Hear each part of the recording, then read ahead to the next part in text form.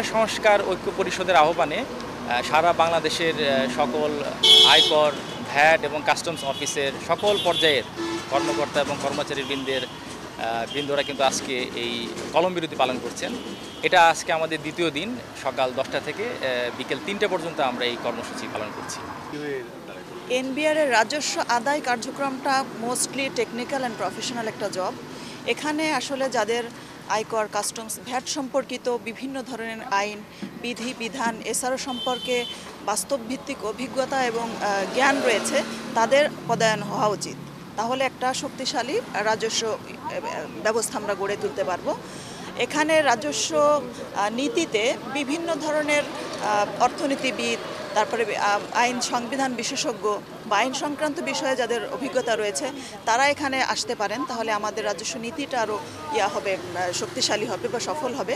তবে যাদের এই রাজস্ব আইন সম্পর্কে, ব্যবস্থা সম্পর্কে কোনো বাস্তবভিত্তিক অভিজ্ঞতা নেই বা কোনো জ্ঞান নেই, তারা এখানে আসলে শুধু আমলাতান্ত্রিক জটিলতা বাড়বে, সিদ্ধান্ত গ্রহণে দীর্ঘসূত্রতা আসবে এবং আসলে রাজস্ব ব্যবস্থাটা হুমকির সম্মুখীন হবে বলে আমরা মনে করি। তাই আমরা চাই যে এই রাজস্ব সংস্কারটা করা হোক ইতিবাচকভাবে, সকল অংশীজনদের সমর্থন নিয়ে এবং আলোচনা সমীক্ষার ভিত্তিতে।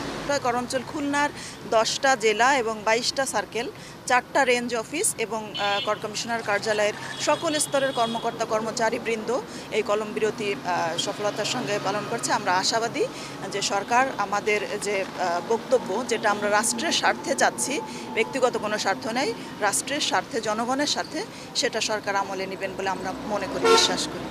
আমরা চাই এনবিআর সংস্কার হোক, সমস্ত অংশীজনদের সাথে আলাপ আলোচনা করে, সমস্ত স্টেক হোল্ডারদের মতামত নিয়ে একটি সামগ্রিক সংস্কার হোক, যা দিয়ে দেশের উন্নতি হবে, সামগ্রিক উন্নতি হবে, একটি টেকসই এনবিআর হবে।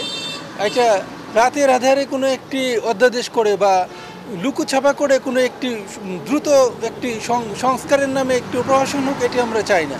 আর চাই সংস্কার বিষয়ক যে পরামর্শক কমিটি, তারা যে সংস্কার প্রস্তাবগুলো দিয়েছে সেগুলো জনসমক্ষে প্রকাশ করে সেগুলো আলোকে সংস্কার হোক।